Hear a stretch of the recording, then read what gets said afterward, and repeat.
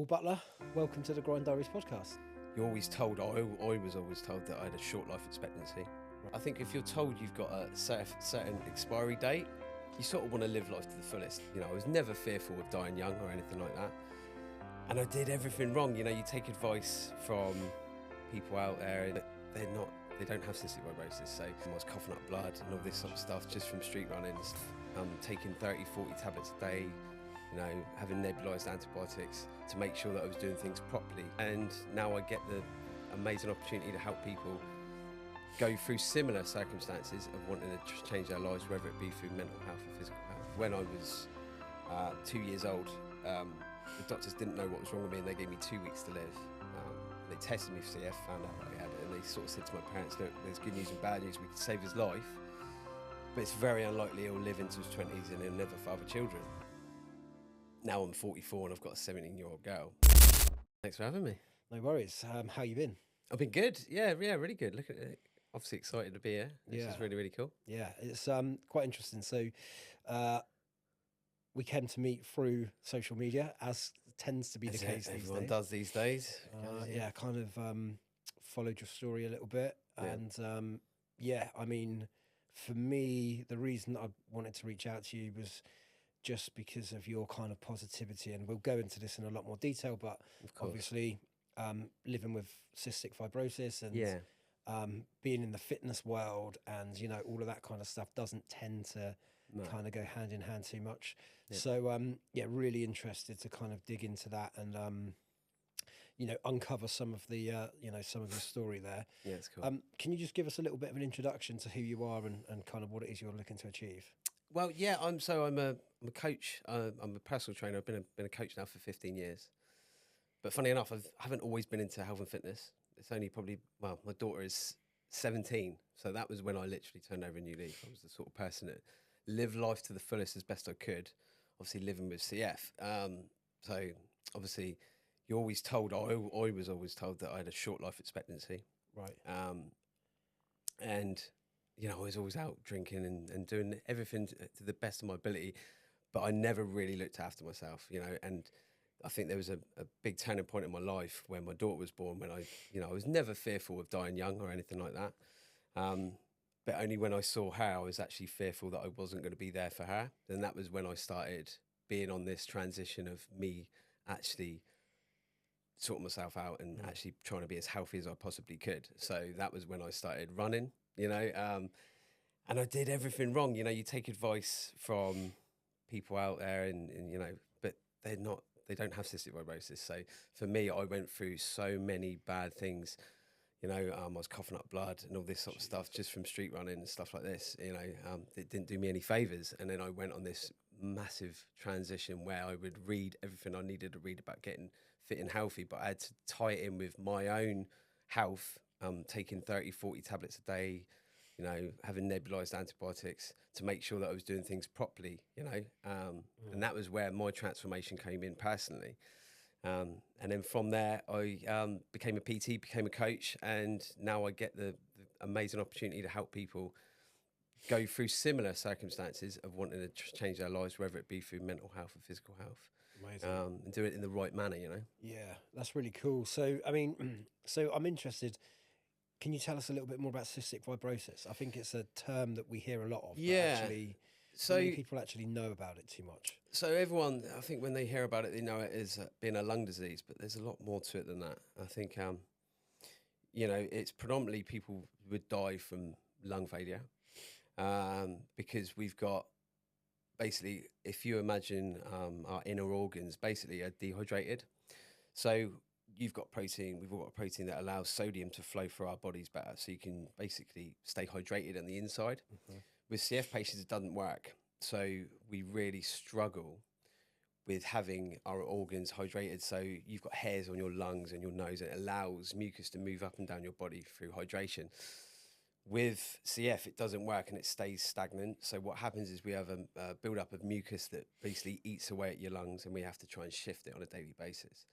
But what coincides with that is my pancreas doesn't work properly, so I can't digest food. Especially fat, I struggle to digest fat, so I have to take a lot of tablets to help that. I can't have kids naturally, so I had Millie through IVF. Again, because a lot of what we've got inside is dehydrated, so it doesn't work properly. So that's sort of where cystic fibrosis comes from. So when I was 2 years old, the doctors didn't know what was wrong with me, and they gave me 2 weeks to live. Jeez. And luckily, a doctor stood me up and thought, you know, I looked like I had like malnutrition really. I had really skinny legs, skinny arms, little pot belly. He said, I think we need to treat him for CF. And they tested me for CF, found out that I had it, and they sort of said to my parents, look, there's good news and bad news. We could save his life, but it's very unlikely he'll live into his 20s and he'll never father children. And now I'm 44 and I've got a 17-year-old girl, but it's amazing, you know. Medical advances have been incredible. But like I said beforehand, I was always told the life expectancy would always go up. It was like 20, 25, 30. And I was started surpassing that age, which was great. But it also, I think if you're told you've got a certain expiry date, you sort of want to live life to the fullest. And I used to do this with my friends and do everything I could, you know, go out and do whatever. But it was only obviously when my daughter was born, that was when I actually took charge of my health and then completely transformed who I was within the space of about a year to 2 years, because I'd made so many mistakes along the way, which a lot of people do, you know. But now I've got, like I said, I'm a coach now and I get to help people, which is fantastic. So. Yeah, incredible. But CF, I still take about 40 tablets a day. So I take antibiotics. 40? Yeah, I take 4 It's mad. Jeez. Like, you know, people don't understand there's so much going on. So I take antibiotics, digestive enzymes, vitamins, liver tablets, all sorts of stuff.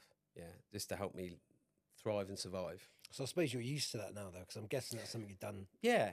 I mean, I never, I always took my tablets. I was always good in that sense, you know. The doctors would say jump, I would say how high. You know, I've always been very, very good in regards to how I would treat my medication. It was different when I was younger because my parents would always have to do physiotherapy. I'd always be on a ventilator and stuff like that. As things moved on and we went into, obviously, they sort of changed things and how we do everything. So I have a nebulizer now, but it's generally through sort of antibiotics through a little thing like this, and it doesn't take that long to do, which is really, really great. And we do a thing called AD, which is sort of breathing techniques for you to shift and get rid of stuff without actually doing the physiotherapy. So it's amazing. The medical advances have been amazing, but I still have to take 40 tablets a day. I have to be good with what I eat, and I train regularly, you know? Yeah, I was going to say, how much of an impact do you think that healthy lifestyle's had on your kind of life expectancy? Massive. I think, yeah, it's great. It's fantastic when I go to the hospital now, because they'll say things like, how do you compare yourself with your peers, or how, you know, can you keep up with your peers? And I'm like, yeah, I surpass them, which is great, because most of my mates don't do anything anymore because they're in their 40s and they're, you know, quite lazy, so to speak. They may have manual jobs, but outside of that, they don't really look after themselves, you know. I think for me, the biggest transition was when, obviously, just walking upstairs, maybe I would be out of breath. And I remember running for the first time. I couldn't run to the end of the lamppost without stopping. And I would have to stop and start and stop and start. And that in respect to aerobic and anaerobic was actually, I was making it harder on myself anyway. You know, you actually better just keep plodding along, which I ended up doing. I lost a lot of weight and I actually started liking what I was seeing in the mirror, because I never liked what I looked, you know. I was at that point where I hated what I saw in the mirror. And, you know, for me to transition and actually try to work on my body in the right aspect, in the right way, actually saw some fantastic results. You know? Yeah, that's incredible, man. And yeah, we'll definitely delve deeper into that. That's cool. Throughout the conversation. Yeah. What is your definition of success? Do you know what? I think I'd love to leave like some form of legacy, you know. I think just from not just the professional aspect, but personal life as well, you know. From when my daughter was born, my success was for me to look after myself better, for me to be there for her. But now I can actually help other people in the same aspect of wanting for them to be better versions of themselves, you know, with support, which is sort of, for me, I think that would be absolutely incredible.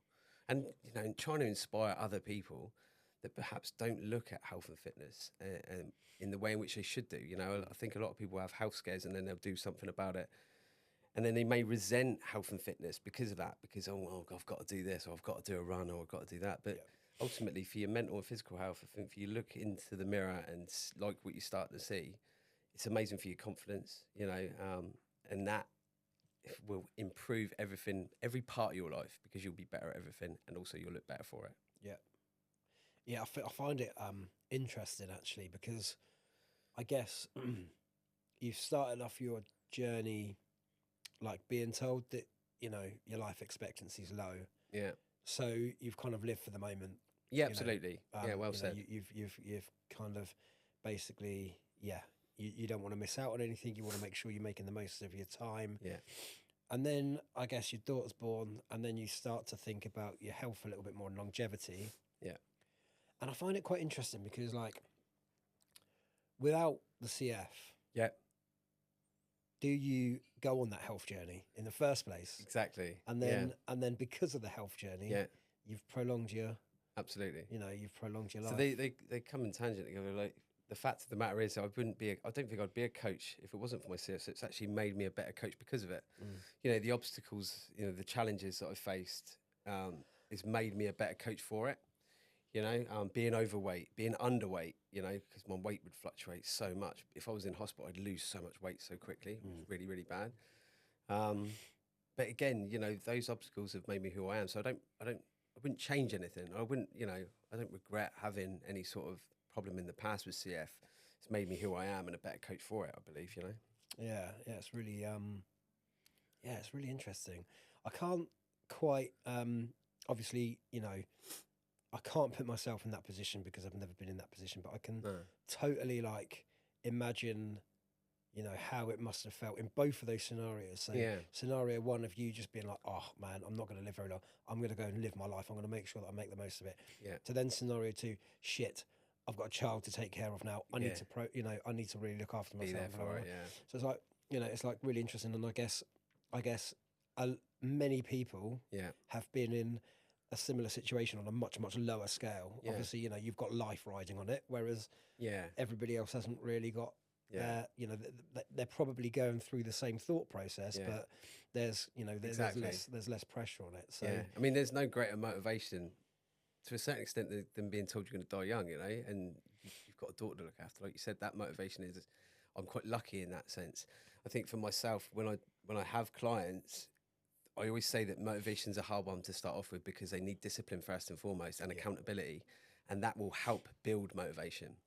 What was what was your kind of life expectancy, I guess? Well, what were the doctors saying to you at that mid-20s age? I think life expectancy was, I think I started surpassing that life expectancy. I think it was 30, 35. Yeah, and that's when I really, really started seeing a significant change, you know. And the mad thing is, not that people are telling you that you're going to die young, but you can't help but look out for it, you know. But then you hear stories about people with CF now that never knew they had CF. It's really, really cool because there's so many different gene deficiencies of having it. I was quite a sickly child, and there's a certain element of damage that's already been done. And this is one of the reasons why I still take so many tablets.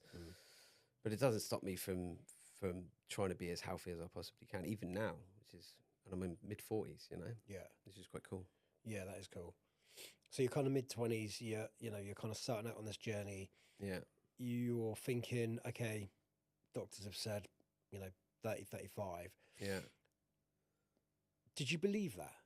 Like, or did you kind of think, oh, look, I feel good? Like, yeah, well, it's mad because if I look back at my health back in my mid-20s, or just when I was more late 20s when I actually started getting fit and healthy, but I definitely wasn't, you know, you can walk up some stairs without being completely out of breath, you know, and that's not healthy, you know. So you do think that something's going to happen, or, you know, I'm going to have lung failure, or something's going to go, and yeah, that'll be the end. But you don't really look out for it to that extent, you know. It's not like being given a life sentence within you've got a month left to live or something like that. It's just something that you're generally getting worse off day by day. It's only when I started getting better day by day when I actually started thinking, oh my God, I could surpass any sort of life expectancy. And now I don't think of it like that, which is really, really great, you know. I don't think I'm past my sell-by date or anything like that. I just carry on, take each day as it comes, whereas putting pressure on myself beforehand by saying, oh my God, I've got this many years to live, or, you know, anything can happen, or whereas that anxiety and that that worry is not good for anyone, especially me. Did you ever have a moment where you felt like it could be the beginning of the end? So was there ever a health episode where you just thought, oh God, this could be it? I think my bowel problem was an amazing stumbling block, that wasn't good. And it's a scary, coughing up blood was a scary scenario, especially with the amount I was coughing up. It was crazy because it would get to a certain point, the lungs would fill up, and then I'd cough up loads of blood. Really? Loads. It was ridiculous. I couldn't believe it. I thought, this is it. This is the end, and it's crazy. I had a bronchoscopy and they sort of gave me everything I needed to sort it out. I had IV antibiotics in hospital for a long time. And I came out of it and that was it. And that's actually part of my health journey. That's crazy, isn't it? That's actually part of my health and fitness journey, that I had to go through that. But I come out the other side of it, which is fantastic. It didn't stop me. It stopped me from running, but it didn't stop me from wanting to be fit and healthy, Yeah. Because even though I'd made that mistake, maybe, the hospital was still wanted me to keep fit and healthy. It's not like they said, okay, yeah, maybe you should stop now, just deal with it, Yeah. And again, like, this is like, I find this quite interesting because I think 99% of people in your situation, living with CF, being told you're going to die young, making the conscious decision to, right, I want to sort my shit out. Yeah. And I'm going to start running. The first thing you do is start running. Yeah. And that gives you this situation where you think, yeah, Jesus, this could kill me. Major setback. But you cracked on anyway. Absolutely. So, like, I think my point is that surely 99% of people would have been like, right, no. Yeah. I'm just going to carry on living how I used to live. I think that's my competitive nature, though. I think because I think I'd come a long way up to that point, because we deal with a lot of vanity, don't we? Generally, with how we look and how we feel. And I remember I'd lost so much weight through running, sorted my diet out to a certain extent. And I'd done so well up to that point that I didn't want it to stop. I didn't want it to end. Yes, it's a major setback. But that was when I started, like I said, I started reading. I think I read Arnold's encyclopedia or whatever it be of getting fit and healthy, and I started wanting to build muscle, which I was never going to do naturally. I felt like I was never going to be like a pro bodybuilder or anything like that because of the amount of things that these guys are doing. I started looking at natural bodybuilders like Greg Plitt and all these type of people, and I started looking up to these type of people because I could resonate a little bit with them because they were more natural. I was never going to take steroids. I was never going to do anything stupid because health is a big thing within my life, and I wanted to transition properly, doing it the right manner, and not do anything that's going to affect my life and make me life expectancy even shorter. Yeah. What was your family's reaction to going through that episode and then wanting to continue with this health journey? Very supportive. My ex-wife was amazing. I think she'd be up and open for me to just look after myself better, which was great.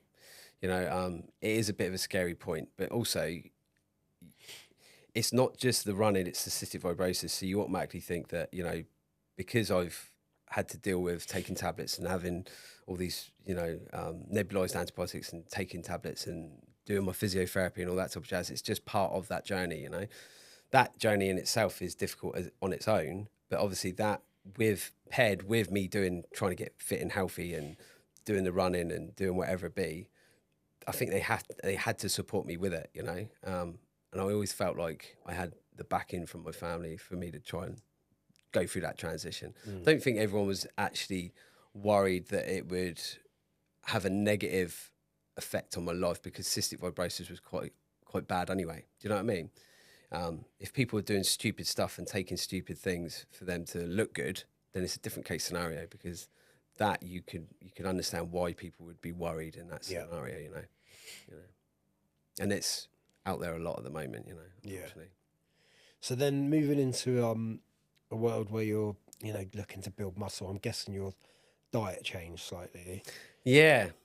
So, and I've done every diet under the sun again. So we go through all these sort of phases, don't we? I like the fact of trying things out before I give it to clients anyway, to a certain extent. So, but I generally started on a low fat diet because that was the thing back then.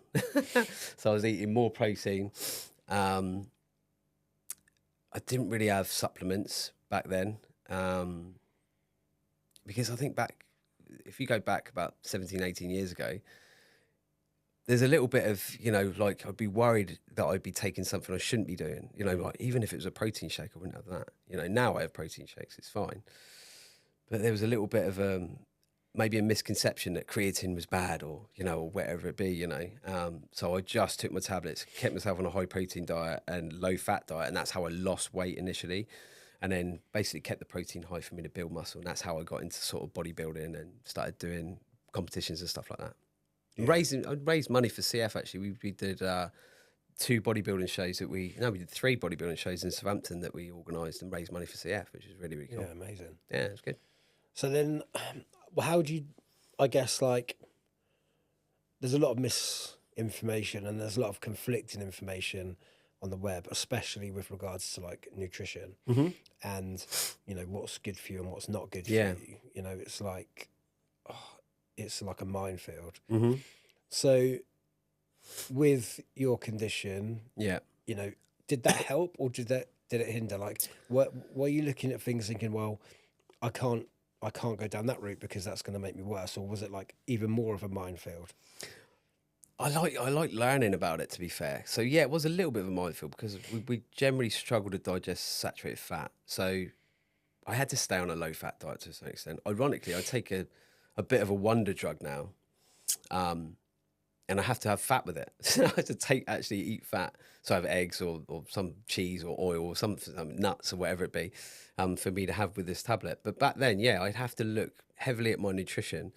But honestly, it's not rocket science. It doesn't really need to be. As long as I had, perhaps complex carbohydrates, good form of protein, maybe perhaps a little bit of fat, good fats like from avocado or nuts or eggs or something like this, it was fine. I found my stomach was good as well. I didn't have any sort of adverse reaction from doing that. It's normally when I'm doing stupid things like drinking beers and having takeaways, that's the worst. I'm bad for days afterwards because of it. So although, yes, I'd have to look at my nutrition better, but it made me healthier for it anyway. So it's quite cool. Yeah. For me to see a change in myself is massive. Yeah. Not just physically, but like obviously mentally as well. Yeah. So when did you get to the point where you really started to notice a difference?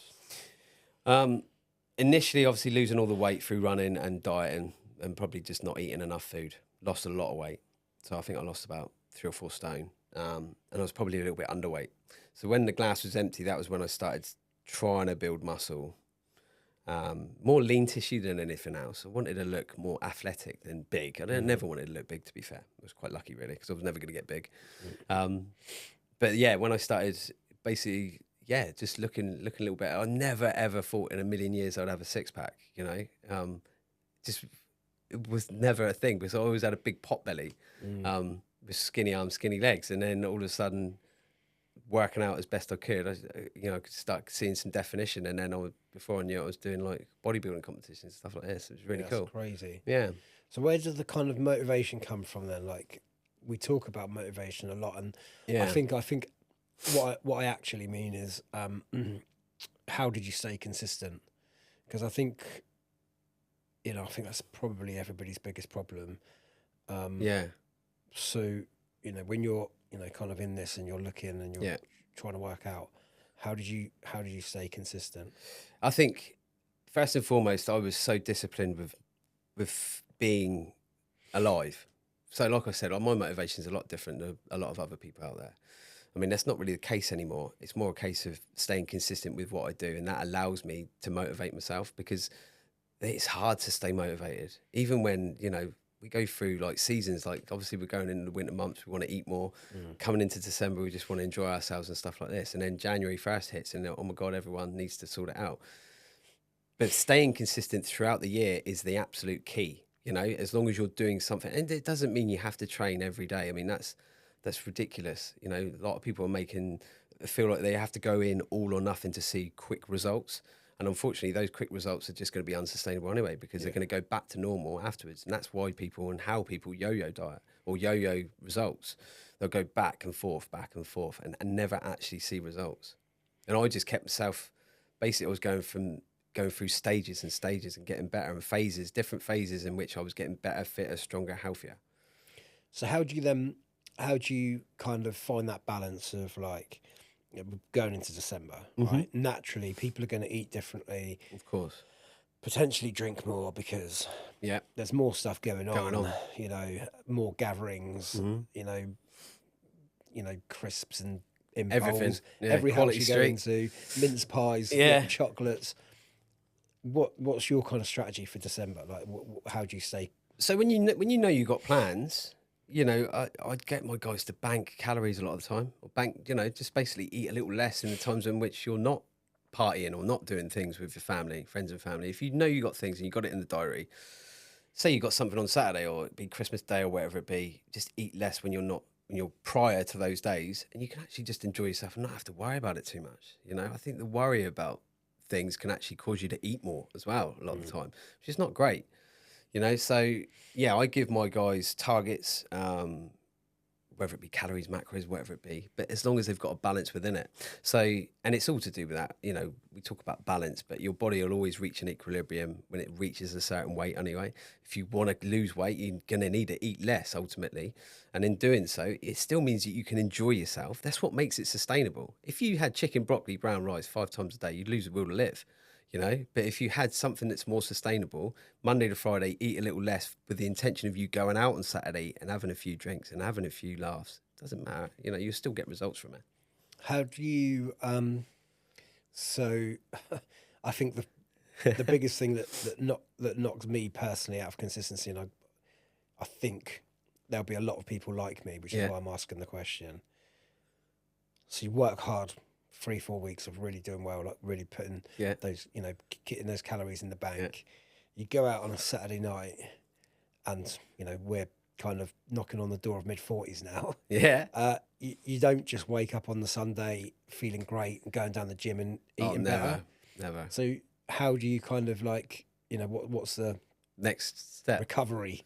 Yeah, is there a technique? Yeah, well, do you know what? I think we all put things off, don't we, a lot of the time? And I think if you are feeling hanging from eating and drinking stuff on a Saturday night, then just try and be a little bit better on the Sunday. That I think you're going to have to fight a little bit, you know, because you're going to have to say to yourself, okay, look, last night was a one-off. Say to yourself that, you know, because Monday to Friday I did so well banking calories. Saturday night, bosh, had a good time. Then just think of it that. Don't think badly that you went out and had those drinks and that thing. You need to say to yourself, I had a great time. It was worth it. Now I just need to get back on it as best I can. I think a lot of people dwell on what they shouldn't have done. Like you said, 4 months of being good, being consistent, being amazing, and then all of a sudden you go out one time and you think, oh my God, I've ruined all the hard work I put in. But it's not the case scenario, is it? It's one day out of the month. You know, one day out of the month is nothing. You know, and that's what keeps it sustainable. Yeah. You know. Do you think there's Do you think that there's? I mean, we talk about imbalance and we talk about sustainability. Yeah. You know, for somebody that goes out once a week, Yeah. Or drinks once a week, Mm-hmm. you know, is there something that, you know, you might say where you might not want to do that every week, or Yeah. do you think sustainability means that you create a lifestyle so that you can do that? Yeah. Because I think the reason I ask that question is because, like, you know, I've always lived a social life, and I think that we're at an age now where we're quite a social, you know, age, aren't we? Like, you know, like you look at the kids now, and the pubs aren't as this is full Not of they people used to our be. age. No, you no, know, of course not. It's full of people our age. So we're quite a social generation. Yeah. So, you know, friends and whenever we meet up and all the rest of it. And I guess it's a bit like, you know, sustainability means that you want to do those things because you want to keep those relationships and you want to, like, you know, we want to socialize and we want to spend time with friends. But then do you have to kind of spend a period out of balance almost, like in a good way that, you know, Yeah. you kind of cut those things out in order to get yourself in a position Yeah. so that you can build that back into your life. Yeah, I honestly think you need some element of that anyway for for you to sustain it. You've got to think longevity, haven't you? So, you know, I think a lot of people make silly mistakes in cutting too much out their lives, and that same with diet as well. And if you cut too much out your life, it's when you know you're gonna not enjoy life because you're gonna want to go back to your friends and all this sort of stuff. And then you're going to go from one end of the spectrum to the other. You're going to gain weight, and then it'd be completely blown out the window. So there's going to be a point though where you're going to want to get results if you've done so well with a month, and then you don't want to be going every week, do you? Because you know it's going to be basically counterintuitive, all the hard work that you have put in if you do it every week. So there has to be a point where it's where you prioritize how you look and how you feel and what you want to get out of it, and having a laugh with your mates. You know, there has to be a balance within that, and I think, you know, if you do ultimately if you want to think, you know, I want to be healthy and I want to live longer and I want to look better, feel better, both mentally and physically, then you have to at one point make a decision of, okay, I'll cut down maybe every other week. And then before you know it, I think you'll build sustainable habits within that. You probably you'll actually probably only want to go once a month because you'll get more out of it within that month. If you go every week, you know, it becomes a little bit counterintuitive. Yeah. So you have to be a little bit careful with that. Yeah. Yeah. And I mean, you know, I tend to kind of like, and again, I'm talking on behalf of a lot of people that I know. Yeah. That I know do the same thing. So it's not just about me, but Trust me, I've been there. Yeah. Yeah. You kind of like spend periods of just, you know, really looking after yourself. Yeah. Really kind of keeping yourself focused and Yeah. stuff. And then you do like one big night out, like late night or whatever, you know, whatever else. Yeah. And then, you know, we don't recover. It takes 3 or 4 days. Yeah. Well, it is And now, then isn't all it? of a sudden those 3 or 4 days become a week. And 2 weeks. And then it's Yeah. like you're almost kind of kicked out of this Yeah. really positive Yeah. lifestyle Yeah. habits. And now you're kind Yeah. of finding. Well, this is a good thing about having a coach. I mean, this is what I do for a job, and most of my clients still enjoy their life. They still do what they want to do, but they've got me for me to say to them, okay, look, okay, you had a blowout last night. We've got to get back on it. You know, this is accountability is everything. If you haven't got that accountability, you're relying on your own self to basically pick your socks up and go to the gym or do whatever you can do or sort your diet out. Yeah. It's not the case scenario. Sometimes you need somebody to say, okay, look, you did that. Okay, fair enough. Great time. Bosh. Now we've got to get back on it. You know, that's the biggest part of my job, actually, I think, is making sure that people sustain good habits through habit stacking, but making sure that first and foremost that they're going in the right direction. And they can only do that by having somebody there to say, okay, look, now we need to do this or now we need to do that, and put people the right fundamentals of them to get results. So I guess if somebody's got pressure on them to make a gym session or, you know, get their ass out of bed the next day and go out and do something, I guess that kind of plays a part on the night before, because it's constantly in their mind. Yeah. Shit, I've got to get up. Yeah. You know, I can't let Paul down. So absolutely. Yeah, you're in this journey together, aren't you? This is great. It's a big part of what I do is making sure that people are there. But, you know, I want to see them succeed as much as they do. And you can dwell on a night and think badly of it. And I think that's bad in itself. You know, you should go out and enjoy yourself. That's sort of the old point. And not regret doing it because you've been so good for a month. It doesn't matter. You've had one bad day. Son it. Crack on. You know, it's the thing I dislike about quick results for people, you know, like world's biggest loser, all this sort of stuff. They do absolutely incredible. But unfortunately, as soon as they stop doing that, they'll gain weight with interest, you know, which is awful because they're not sustaining any results. And in fact, it's probably more unhealthy for them to diet the way they have done, you know, losing so much weight so quickly and then gaining weight, losing weight, gaining weight, losing weight. Sustainable results is all we should really focus on. Yeah. It's quite interesting because, like you say, you do these like crazy fad diets, shakes and stuff, whatever it is. Yeah, lose loads and then you start to eat again. But your eating habits, I guess, won't have kind of changed because, you know, you just go back to the way you were eating before. Yeah, I got to admit, after a night out, I know it's difficult with how you feel and what you fancy eating. You know, it's not going to be, you know, the healthiest food under the sun because you had that night, you know. But look, you know, it doesn't, like I said, in the scheme of things, overall, really doesn't matter. As long as you've got a balance throughout the week and you maybe bank some calories prior to that night and a couple of days afterwards, you'd be back on it in no time at all. Yeah. You know? How much of an effect do you think mental health has on people? Massive. Unbelievably. More so, I think, fit than physical. Like we said about obviously setting foot into a gym is massive. You know, how we feel is everything. It's what makes that decision of us wanting to sort ourselves out. And like I said, you know, you may go out on a night out, but it's how you feel afterwards, and that is all mental health. You know, mentally and physically, I think we just need to. They work in tangent with one another. You know, so I always say that you should first and foremost sort your physical health out because your mental health will follow. You know, if you make a conscious decision to do something that's active, whether it be something at home, whatever it be, that in itself will be good for your mental health. You know, if you dwell on mental health and you've got anxiety, low self-esteem like I had, then you'll dwell on it too much. You know, staying in bed all day is not a good thing. You know, it's definitely not a good thing. Go out, get some sunshine.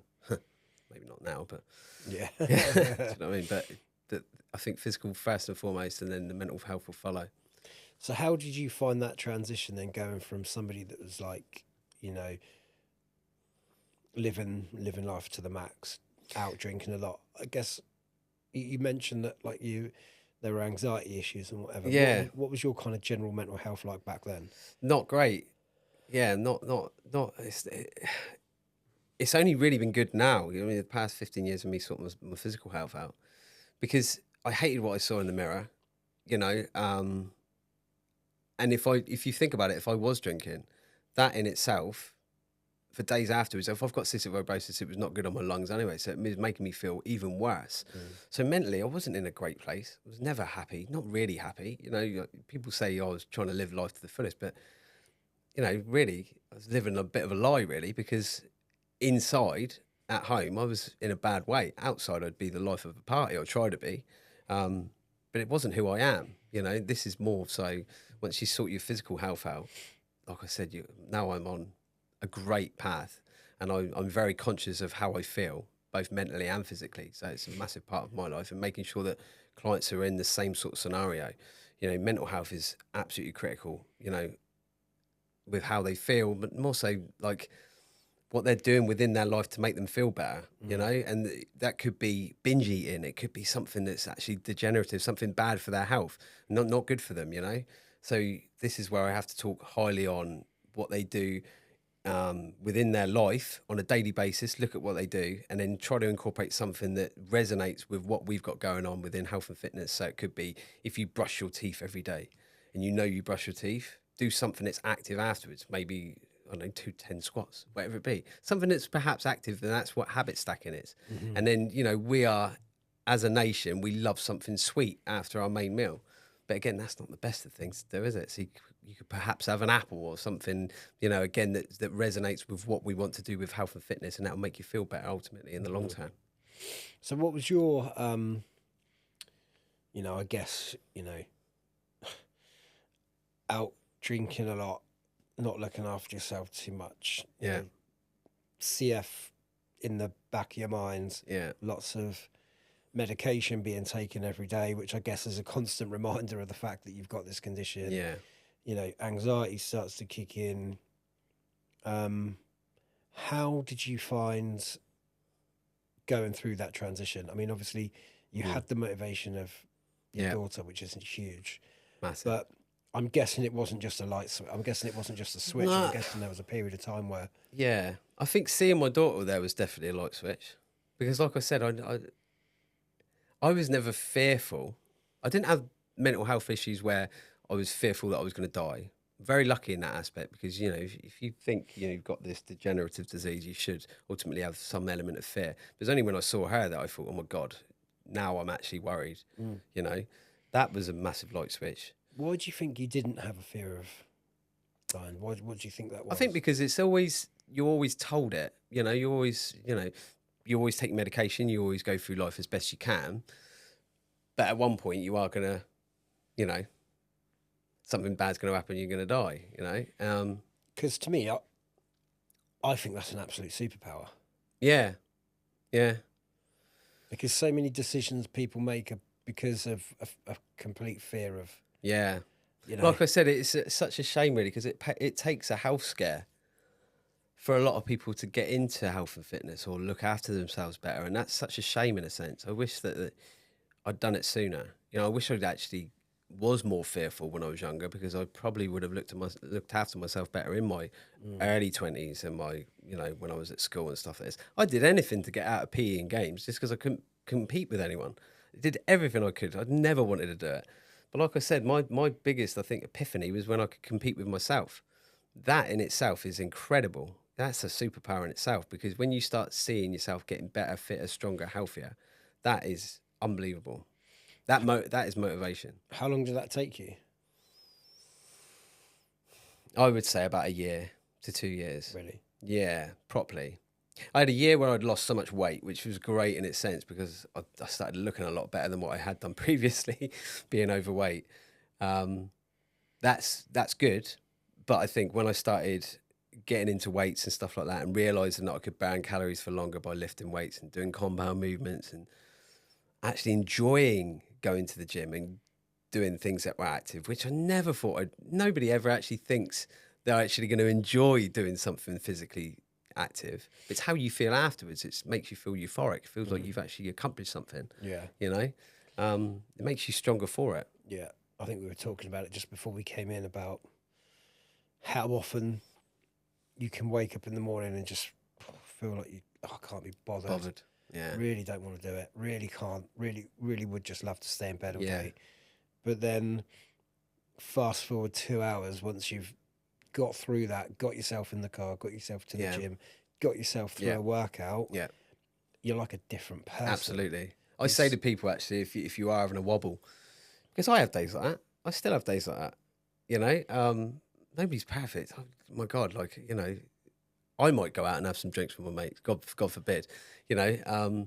But I always say to my clients, look, if you're having a wobble, just let me know and I'll give you some motivation for you to, you know, sort yourself out. Just tell me where you're at. Yeah, and I think it's important as well that you know, that you let people know that, you know, you go through the same. Yeah, absolutely. Because I think it's really easy for us to put people on a pedestal. You know, people who look at you and you're in great shape, and they'll go, yeah, but he probably doesn't have to deal with all this every morning when he wakes up. Yeah. But actually, when they understand, oh, Paul does actually still have those, you know, troubles and anxieties, and still has that kind of feeling before you walk through the gym door, and you know, then it kind of makes it more relatable, and people go, yeah, I want to resonate with people, like, for that reason, you know. Like I said, CF has had its challenges, but it's made me a better coach for it, because I've gone through the same sort of stuff that they've done, you know, which is really, really great. The unfortunate thing with social media is, a big part of my business is obviously that, but the people that follow me are into fitness. Whereas really, I want to resonate with the people that aren't really into fitness, that don't follow fitness things, for them to actually sort their life out now before it's too late, you know, before they get a health scare or something like that. And then they're going to resent getting into health and fitness because they're doing it for the wrong reasons, you know. What would your message be to people that aren't bothered? See, it's difficult, isn't it? Because you want them to not just turn over a new leaf, but to get results through little forms of progression. I would say that, you know, I think it doesn't need to be all or nothing attitude. You don't have to go even 3 or 4 times a week. You just need to do something, even if it's 15 minutes every other day, something that's a little bit active for you to have a form of progression within it. Maybe sort your diet out, get some fundamentals in there, have a good sleep pattern, you know, drink enough water. There's all these different things that you can do, but you don't have to do all of it in one go. I do things in phases generally with my clients. I don't give them everything to do initially because it's too hard for them to do. But if we say, okay, look, we've conquered, you've hit your program, you're seeing a form of progression. Okay, let's look at nutrition now, because you've done that one step at a time. Before they know it, they're sustaining results, longevity, and they don't need me anymore. They're happy on their own. Because they've already got where they want to get to first and foremost, and they can maintain that by carrying on. Yeah. So what's your, like, if you've got, I don't know, somebody that has never looked after themselves, is in really bad shape, what do you think would prompt them to come to you? Like you say, it's like usually a health scare, but do you ever get people that come to you that have just... If they do get to know about me through any means, then it normally takes a big discussion, you know. And I hate to say it, but I generally look at why they've made contact with me. All right. And it normally is, I hate to say it, it normally is something that's painful to them. You know, they aren't feeling great about themselves. They aren't, you know, feeling healthy. They don't like what they see in the mirror. And at that point, I would have to say, okay, look, well, you know, you are at where you are now for a good reason, because you've done X, Y, and Z, but we need to change things up for you to actually feel better about yourself, because that's, like we said about mental health, that's absolutely critical, you know. And unfortunately, that's where people are at, a lot of people, but it is difficult for them to transition from doing absolutely nothing, not really looking after themselves, into looking after themselves. And that's where having a coach is absolutely critical, you know. Yeah. How much of this, for people that just don't live a healthy lifestyle at all, how much of that do you think is down to a lack of education? A lot, yeah. Do you know what I say to a lot of people? Actually, you don't need to go on a diet a lot of the time. You just need to be educated with nutrition, you know, because then you won't need to go on a diet. The unfortunate thing with any diet is that diet will end, and 9 times out of 10 you're going to gain weight with interest. There are a few, select few, that will know. I always teach generally with what I'm doing and why I'm doing it, which puts people in better understanding of why they're doing it. Otherwise, well, you know, why are they doing it? You know, and they don't really get the grips of it, and then they'll yo-yo. You know, I think I don't like the fact that there are coaches out there that will tell people what to do, but not really tell them why they're doing it. And then that person will yo-yo, and then they'll go back to the coach, leave the coach, go back to the coach, because they sort of rely on that. I'm happy for people for me to educate them, get to the results they want to get to. And then, like I said, they won't need a coach anymore for the rest of their lives, because they've sustained results. They'll know what goes into food. They'll understand why they're lifting a certain thing, or why they're running, and what they want to improve on. You know, that's massive. Education is crucial. Yeah. And I think, off the back of that, you look at the kind of thought leaders, I guess, in the nutrition industry, the guys that are on social media. And I think of 2 people in particular, because they're both really well respected members of the community, and both have got really good messages, but they conflict massively. I think the guy's name's James Smith. Yeah. So he's one that And Eddie Abue is the other one. Eddie Abue, yeah, those 2. So like, you've got 2 complete opposite ends of the spectrum there. Yeah. One's promoting, have the protein bar, drink the Coke, you know, Lives for living. and then one that's like, and they're both right, in my opinion. They're both right. You got Eddie saying, man, that Coke kit, if you drink too much, that kit has chemicals. Yeah. Like, why drink that when you can drink water? Why eat that protein shake when you can have an egg? Yeah. You know, like, where do you sit within all of that? So that, it's quite easy, really, because you've got 2 ends of the spectrum there, haven't you? So for me, it's having a balance between the 2 of them. That's a perfect scenario, because why would you want to live a life just eating fat and meat, which is what Eddie Abue does, you know? And the funny thing is, that guy took so much steroids back in the day, and was doing so many things that were bad for his health, that now he's an advocate for health and fitness. Doesn't really make sense to me. Not really. I think a lot of it's a lot of clickbait sort of stuff. James Smith's quite good in a sense, because he's gone against the grain. He was the first one really to say, look, calories are the one for you just to lose weight, lose body fat. But there's more to it than that. You know, I think a lot of people need to look at why they need to eat more protein, and for them to look better, for them to repair and recover. You know, your body's made up, or when you lift weights, you need branched chain amino acids for you to repair and recover that muscle. And it's derived from protein. So if you don't eat enough protein, you don't repair and recover that muscle. And your body can't create branched chain amino acids, so you need to get it from protein. So there are things within, especially the nutritional sort of aspect of what we do as coaches, to make sure that we're doing the right thing for our clients. Yeah. I always say, I always get my guys to do food diaries first and foremost, for me to look at generally what their eating habits are like. And it might be, you know, they could still have a protein bar, they could still have this and that, and they could still have the occasional chocolate bar, because for me, that's what makes it sustainable. You know, like I said to you, having the occasional drink with your mates is fine, as long as you're banking calories Monday to Friday. But it depends on how far you want to take it. If you said to me, I want to do a bodybuilding show, I want to step on stage this time next year, okay, well, maybe we shouldn't drink every week. Yeah. Because it goes against. But if you generally want to look better, feel better, and live a happy life, which is sort of where my clientele come from, then it's having a balance, making sure that you're doing some good things, some bad things, but generally a balance within it. Yeah, and I think the bit that gets a little bit clouded as well is like, what are the end goals? So, you know, James Smith looks at, I think James Smith is like about losing weight, Yeah, looking body good. fat.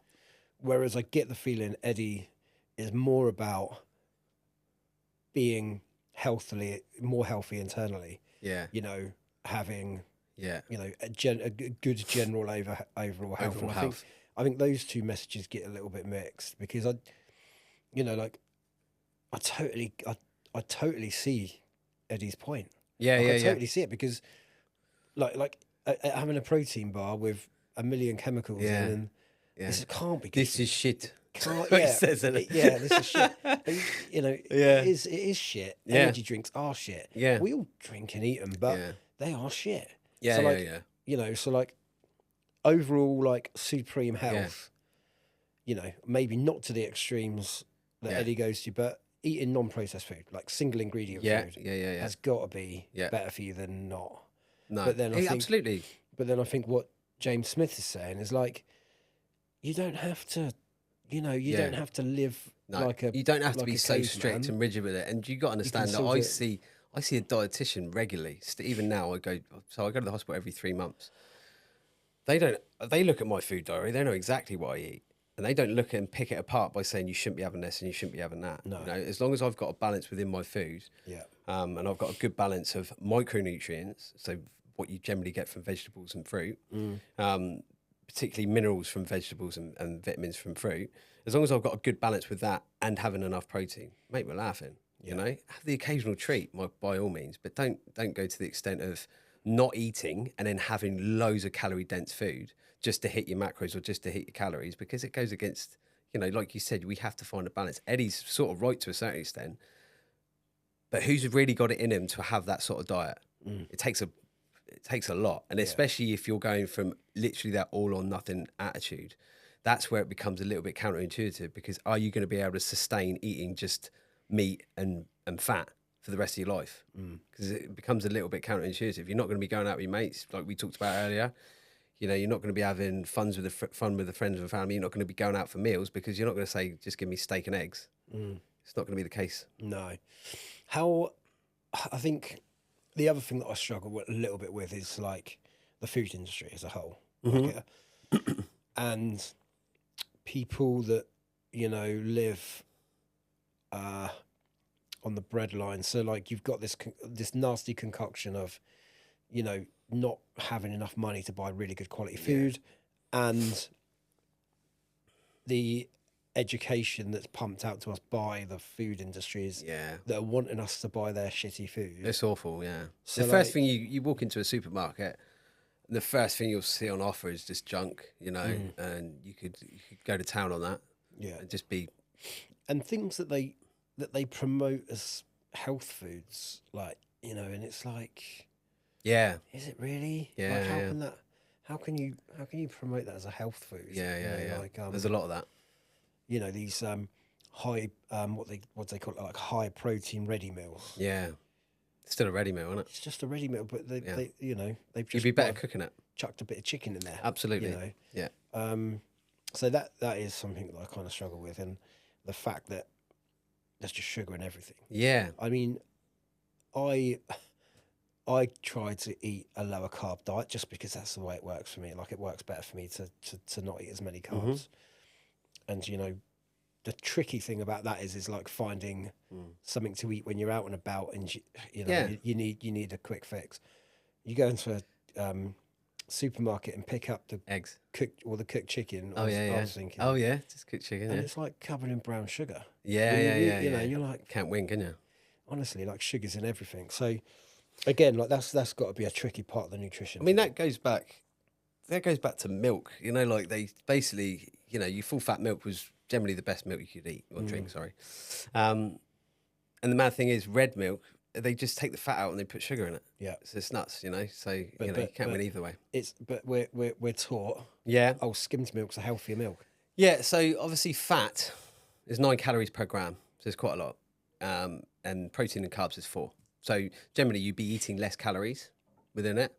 So obviously, like we talked about James Smith, obviously your relationship to the ground and losing weight and losing body fat, you just need to be on a calorie deficit, right?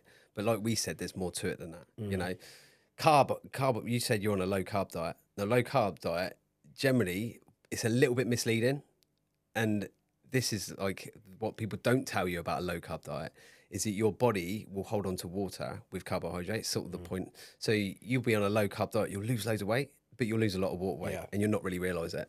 A lot of people find that misleading. So as soon as they go back to eating carbs, they get water retention, and then they gain weight, and they wonder why and wonder how, and they think that carbs are the enemy. But carbs are energy, and I think having a balance is the best way to go, because then you'll never really actually cutting something out of your diet. And I think that, especially a macronutrient, is really, really important. So you need it for fuel, you need it for energy. You'll get a better workout out of it, and you'll replace your glycogen stores by having carbs afterwards. It's really crucial, you know. Yeah. I think when I say I like eat low carbs, it's more like the pastas and the breads that I do cut out, because they're going to make you feel sluggish and not great. You get carbs from vegetables and stuff like that. So so that's what I try and do, but it's so difficult, man. Like there's just so much conflict out there, and I'm constantly going from like, should I be doing that? Should I be doing that? Should I be going? Should I be going extreme like keto? Should I be? But extremes, you just said it there. Extremes are not the best way to go. Ketogenics, not the best way to go. You know, because it is extreme. Because you may get results from it, but are you going to live the rest of your life on ketogenic? Probably not. It's so difficult. Exactly. So it's difficult. This is where I think James Smith's got it right by having a balance, giving yourself a little bit of a calorie deficit, even if you are going on the weekends, but giving yourself a calorie deficit for you to lose body fat.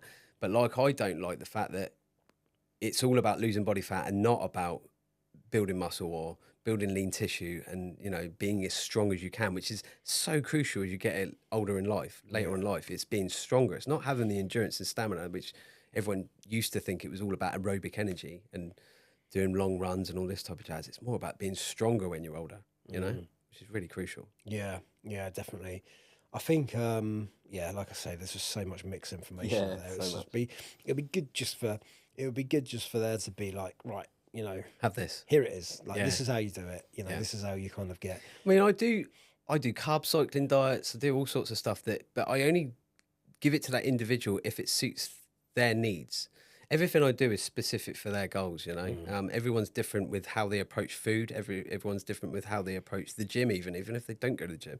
So I have to consider everything with their journey, making sure that they're on the right balance and that it's not a massive change in their lifestyle for them to do what they're doing, for them to get results. Got ya. So how do you do that? Like, what's your, if you had, I don't know, somebody like myself who will go and eat what I think's a relatively healthy diet for 2-3 weeks, and then fall off the wagon a little bit for 3 or 4 days, and then try desperately to get back on it for another week, and then, you know, what's your like, you know, what's your plan of action? So firstly, we've got to look at generally what you do on a weekly basis, whether it be going out with your friends or whatever it be. But I need to know the ins and outs of what you do on a daily basis. Right. So we book a call, whatever it be, and then we have to put a plan of action together to make sure that you're doing what you ultimately can get results from, but by sustaining results and forming good habits. You know, over time, believe it or not, you'll be able to sustain results without yo-yoing because you've come so far in that journey. So I have to make sure that everything's particular with you, your diet, make small changes ultimately for you to actually be able to do it. Because, you know, like you could do all these, like, what is it, V-shred and all this sort of stuff, but it's unsustainable. And they want it to be unsustainable because you'll literally keep going back to them. You'll think, oh my God, he's amazing. I did this, I did that, and I did that, but it's unsustainable. To be particular. Yeah, I chatted to a chap on the podcast, actually, Mark Watson, a really, really interesting guy. If you get a chance to have a listen to it. And he talked about doing his body transformation, and man, honestly, that guy looked incredible. I mean, I hope he doesn't mind me saying he was not as heavy as I am, but a similar-ish sort of build. And he ended up in the Men's Health magazine. Oh wow! Like, because it was quality that much. But you know, he actually talks about like the mental issues he had afterwards. Oh, right, yeah. Because he was constantly beating himself up for not being there. And he said, you know, he lived really out of balance for a period of time to get to that point. Yeah. It's and massive. then it's like, okay, now we can get, but he said that like the mental struggle he had afterwards was I think crazy. Jared Butler struggled after doing the film 300 because he got himself in such amazing physical shape. How do you, like, you know, the end of set, bosh, done. Just go and eat pies or whatever. But go back to normal. That's going to be hard on your mental health. You know, I think there's a problem at the moment with steroids in this country as well. And people, men especially, that are on and off their cycles and stuff like this, it's just really bad on their mental health. You know, when they're on that side of the fence as well, and it's absolutely out there, like wherever, in every sort of gym environment now. Really? Yeah, it's not great. No. And I'm an advocate for health and fitness, but unfortunately, if you look at social media, it's just, you know, it's hard to know what to believe out there anymore, you know? So... Yeah, I guess, and it's like, you know, it's just finding a way, isn't it? Really, just trying to. Again, we talked about it. Like, I think everyone wants that quick fix. You know, they want to see a result within 2 or 3 weeks, and look and absolutely, you know, take a magic pill for them to look better. But ultimately, how does that play on your mental health? You know, when you're not taking that pill, you know, otherwise you're going to be doing things that are bad for your health. Yeah, and, you know, I think we have to do things in the right manner. I think it was Jimmy Carr that said, everyone's jealous of what I got, but nobody's jealous of how I got it. Got there, yeah. And it's kind of similar, isn't it? When you look at these guys that are, you know, yourself, like in great physical shape, and you think, oh, I want to be like that. Yeah. But hang on, do you want to go through that? Do you want to like? Yeah, do you want to put the work in? Yeah, yeah, exactly that. And I guess it's not easy. And I guess that's the point, isn't it? Because the majority of men, and I'm speaking on the majority of men, in the back of their minds, they're thinking, mate, I'd love to look like that. Yeah, but I want to look like that. There's always going to be someone better looking. Oh yeah, stronger, fitter, faster. So like you're always you open yourself up to fail in that scenario automatically. Just as soon as you say that, and this is like I think my biggest epiphany for myself was competing with myself, because I hated who I was and I changed who I was. It took me a long time, but I got there by doing it the right means, by competing with myself and not actually looking at other people and saying, oh my God, I'd love to look like that. I'd love to be like that. Really, because when you looked at even when I stepped on stage, I still thought I could look better and feel better, and you're still going to be subconscious of how you look. I mean, ultimately, that's not a bad thing, because you're always trying to compete with yourself to be better, you know? Yeah, I think my point really is around, you know, you're probably one of the kind of 1% that actually kind of see it through and actually get up on that stage.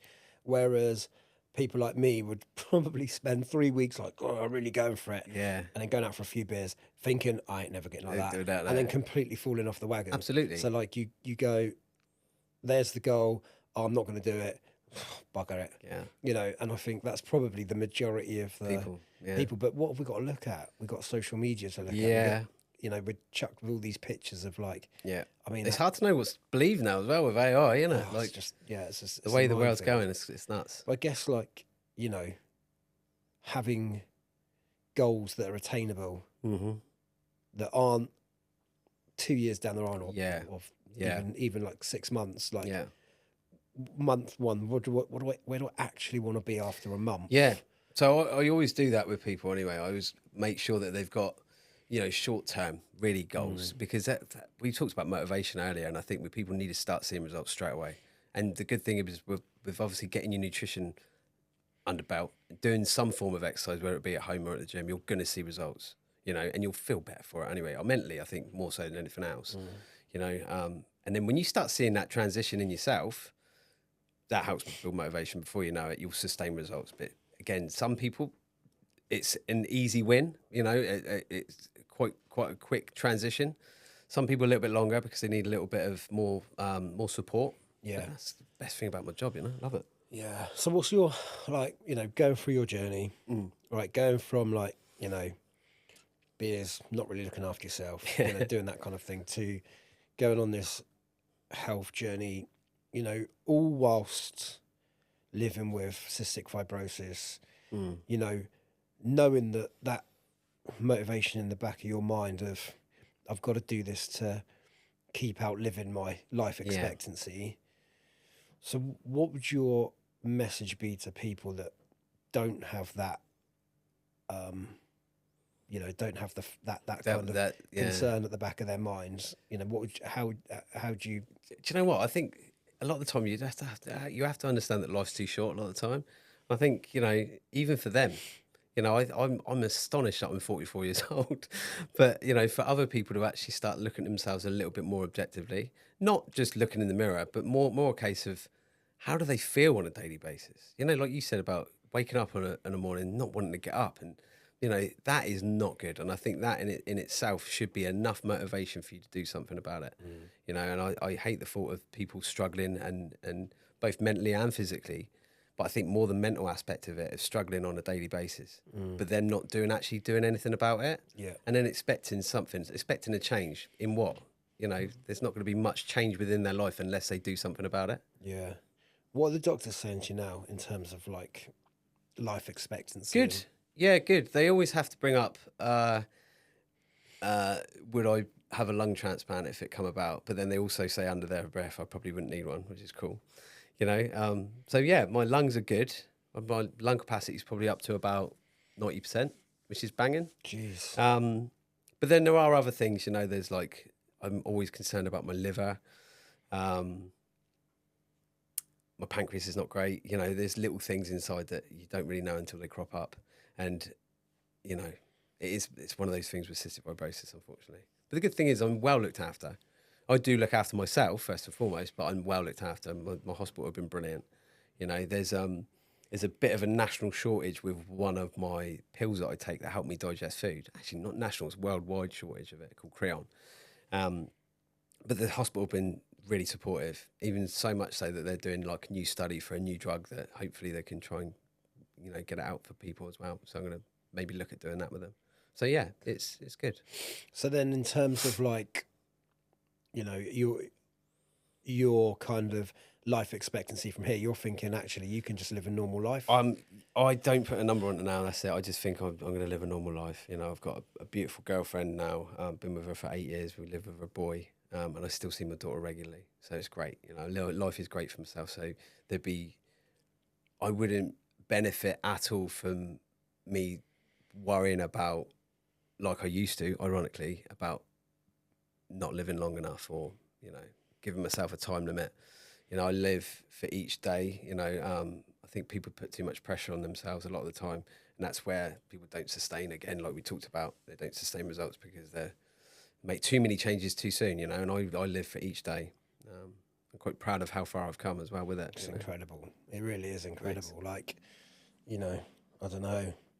I mean, like I can't put myself in your position. I'm lucky because if I didn't have CF, I know for a fact I wouldn't be in a health and fitness. So there's different ways of looking at it. It's made me who I am. I don't regret it. It's quite cool. I've had challenges and setbacks. That's what part of the journey is. What makes it exciting. It's what makes you stronger at the end of it. It's an amazing journey. It really is. It feels, sat over here, it feels like a really tough thing to deal with. But now it's not. Yeah, it was. But that's the I've point. come out of it. I feel great now. But you've only come out of it because of the actions that you've taken, and the positive attitude that you've put towards it. Yeah. Do you know what I mean? Yeah. And I feel like you've like outlived all of the life expectancies that you've ever been given, and that alone is like incredible. But to know that you've done that probably because you turned your life around 20 years ago or 17 years ago, it must just give you so much confidence in not like you're doing things the right way. I just want to inspire others to do the same, I do, like we said though, it's not as easy as that. Sometimes I have bad days and sometimes I do worry and there's a certain element of anxiety still there. But I think if I get off my ass and do something about it, I'm always going to feel better for it afterwards. It's hard to get that point across a lot of the time for people, So simple, but so true. Absolutely. Yeah. It's not rocket science, really not. No. It's as simple as I feel like shit, I need to go and do something. Yeah, or I feel like shit, I'll just lay in bed all day. Yeah. They're your two options, aren't they? Yeah, exactly that. Crazy. I've got a few questions for you, little quick fire questions, if that's all right. Go for it. What three things, if you could put Yeah. your success in life down to three things, what would those three things be? Number one, easily, is my daughter. I mean, she became my why, really. Yeah, I mean, she's the reason why I went on this journey, totally. Second to that, I think I would say having or supporting, so having such a good support system, not just with the doctors, but with my friends and family, which are fantastic. And now, obviously, the opposite of that with me supporting others, which is having a support system is massive. And success. I think I've got a certain element of resilience because of my CF, I think because I've faced so many challenges, I think it's just an opportunity for growth, which, I think that's where people fall, and that's where you need to be stronger within it. Yeah. So for me, resilience. Yeah. Yeah, definitely. I definitely feel like that is a big part. I mean, Factor, yeah. Yeah. I mean, it's so easy for people just to become a victim of their condition. Yeah.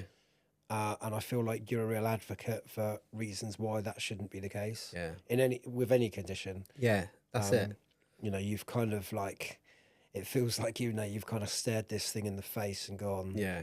Fuck you. Do you know what? I like that in a sense, because a lot of people will automatically tell me about their story and their problem. And the good thing is, everyone's got issues. Everyone's got problems, whether it be anything.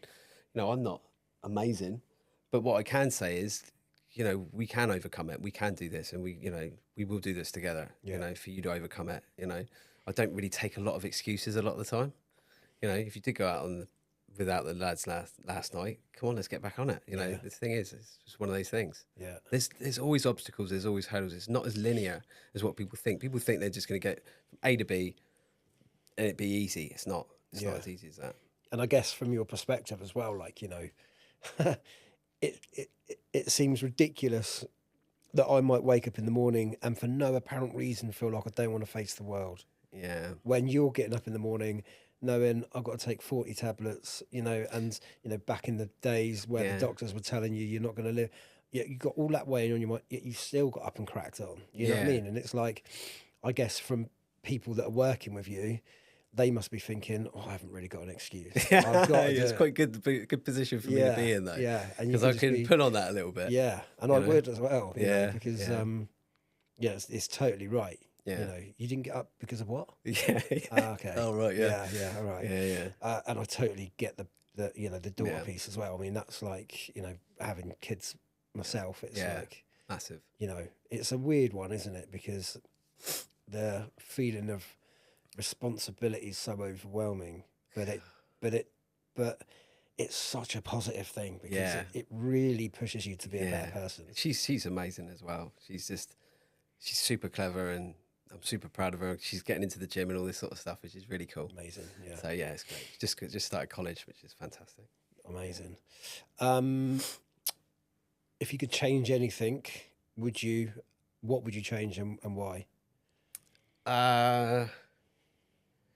I've got no regrets. I think, like I said, having CF is maybe the coach I am today. I think my only thing is that I wish I'd got into doing this sooner. But like I said, it took for Millie to arrive, for me to realise where I was at. And I think it would have been a difficult decision for me to make prior to that, because like I said, I wanted to live life to the fullest. But yeah, I haven't got any real regrets. Like I said, challenges make you stronger. And I just feel like I'm at a point now where, like I said, I can live a healthy, happy life, not put a time limit on anything, and progress well with challenges, because I know it just ultimately make me stronger. Even if we do, I think we worry too much a lot of the time, don't we? We put too much pressure on ourselves to get whatever it be, and it's normally the worry that get the better of you. Yeah. So I try not to think like that anymore. Are you concerned with what others think of you? Yeah, I've always been like that a little bit. Yeah. I'm very much like that on social media. I really wish I wish I could just be myself a little bit more, and I am trying to be actually, because I just feel like you can't please everyone. You know, you can't as much as you want to. It's not the case. You know, I just my main aim is to inspire others and actually support them, help them, give them advice, even if they don't, you know, take me on as a coach. As long as I can give them advice and for them to live a happier life, I'm all for it. Yeah.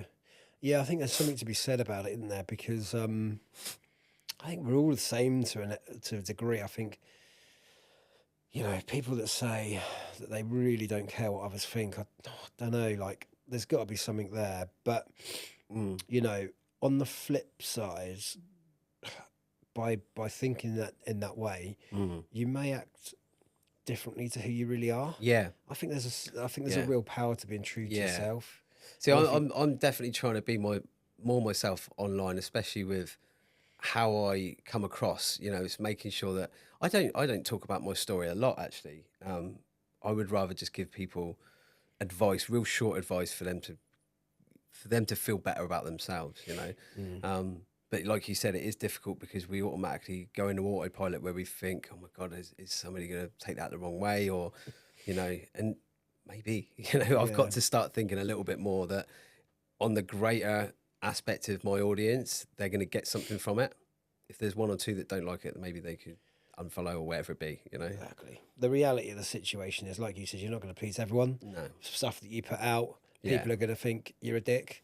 People are Absolutely. going to think you're amazing. Absolutely, you know what I mean? yeah. So, like, it doesn't matter what you put out. I really definitely do a balance of funny and then serious. Do you know what I mean? Maybe because I'm trying to please everyone, but I'm just trying to be a little bit more lighthearted with it, really. It's quite cool, really. Yeah, absolutely. And I think this was a big hurdle for me starting this podcast, you know, because I was massive. so concerned about, you know, the reality of people are going to think you're a twat. Yeah. People are going to look at you and go, what's that dickhead doing? Yeah. You know? But then I sort of thought, well, I'd be doing myself a disservice by not doing it, because it's something that I want to do. Absolutely. And, well, the people that think I'm a dick, let them. Who cares?